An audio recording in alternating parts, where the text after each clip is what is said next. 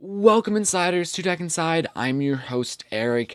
It's been some time, I realize. Hopefully I'll be back with a lot more video content very soon. But regardless, today we'll be talking about WWDC. WWDC is the worldwide developer conference that Apple holds every year around the June timeframe right before summer. And they usually talk about software, so OS X, iOS, now the Apple Watch software, and this year is no exception. So let's get started.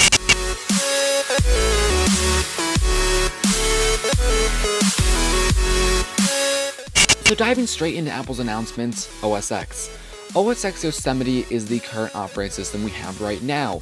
OS X Yosemite brought a lot of visual changes to the Mac operating system, but now we have a new operating system coming out, OS X El Capitan, something like that. I don't know. It's a really weird name.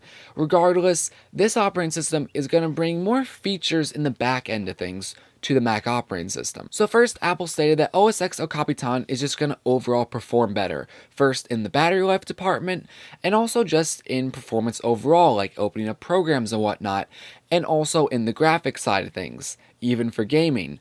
Obviously, Macs really aren't made for gaming, but for the games they do have on them, Apple has introduced their Metal UI, which is on iOS. That's supposed to just utilize Apple hardware better.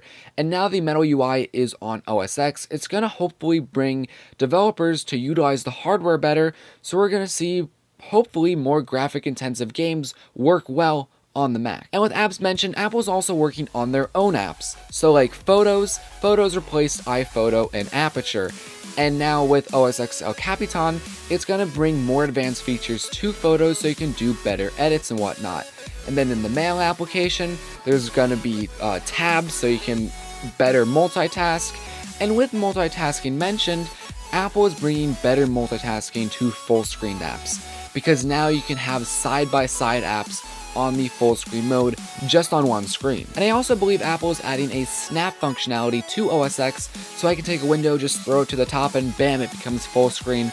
And that's awesome. On top of the split screen, which I've been wanting for a long time, now they're adding it. It's just great. And really, Apple is just doing little minor things like that. But overall, I think it's going to be a very nice operating system, and something like the split screen and better multitasking is a great reason alone to even upgrade to this operating system. Also, Apple is adding functionality to the Notes application. So instead of just being able to write things on it, you can now also draw things on the Notes application, as well as add pictures, and of course it syncs to all your devices. And this is when I'm going to transition over to iOS 9. Apple brought up iOS 9 obviously at WWDC, and there really is no visual changes to iOS 9, but they're adding more features in the back end of things, especially also with the Notes application. So with the Notes application, you can easily draw stuff on the Notes application on your iPhone or even on a Mac, and it all goes to all your devices. And bringing up other features on iOS 9, Siri was mentioned. Siri is supposed to get even more smarter, which Apple states every year, and they do make it smarter, but it could still use a lot of work.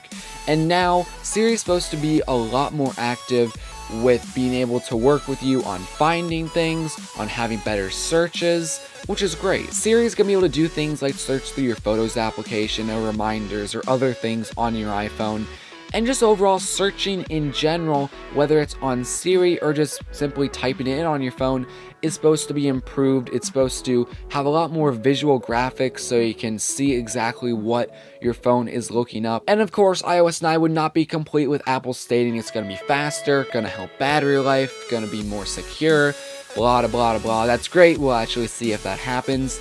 But a good thing I should mention is iOS 9 is only supposed to take up around 1.5 gigabytes instead of roughly 4 gigabytes that iOS 8 currently takes up. So that's definitely a good thing, especially if you have a smaller gigabyte phone or tablet or anything. So in conclusion, with iOS 9, it overall looks pretty decent. It's going to be a lot of minor features and whatnot that are going to be upgraded, but what else would you expect?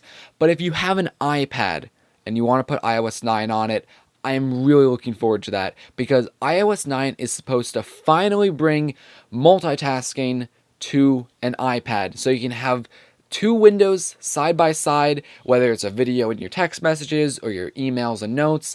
Finally, multitasking will actually be a thing. But my question is, what actual iPads will be supported with this multitasking feature in iOS 9? And I don't know. I'm expecting both the iPad Air and iPad Air 2, but I don't know about anything below that. But I will say iOS 9 is supported on a decent amount of devices, such as the iPod Touch 5th generation, the iPad Air 2, iPad Air, iPad 2, iPad 3rd generation, 4th generation, iPad Mini 3, 2, and then the first one, and now iPhones on the iPhone 4S, iPhone 5, 5C, 5S, 6, and 6 Plus. So overall, it's still a decent amount of phones and whatnot that are going to be getting iOS 9 in terms of what features they'll get. At least when it comes to the iPads. I'm not sure which iPads will actually get the multitasking feature, but I'm hoping my 4th generation iPad does. If not, might have to buy a new iPad, we'll see. And to finish up our talk with iOS 9, Apple's also coming out with Apple Music. It's going to be basically a competitor to like Spotify. It's going to be a service that costs $10 a month that you can stream music from, as well as there's going to be a 24/7 radio station on Apple Music. And if you're interested in Apple Music, it's going to be obviously on the iOS and Apple platform of everything. It's going to be coming out June 30th, $10 a month. That's great, and it'll be available for Android as well as Windows computers later on in the year, sometime I believe around fall. So probably around September or October. But anyway, moving on now to our final OS, Apple Watch OS. If you don't know, Apple came out with the Apple Watch, which is a smartwatch that's made to connect to like an iPhone, and you can see all your notifications on your watch at a quick glance, obviously see the time, and there are apps and whatnot on the Apple Watch.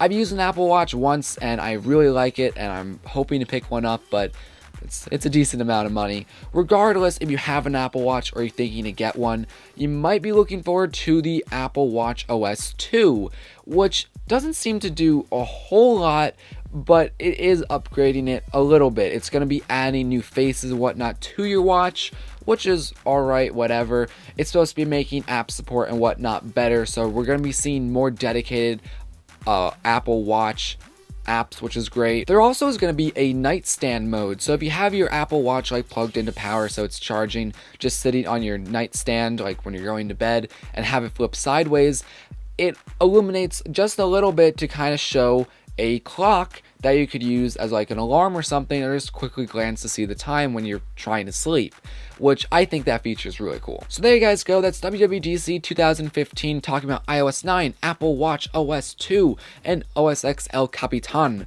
What are you looking forward to? What really interests you the most?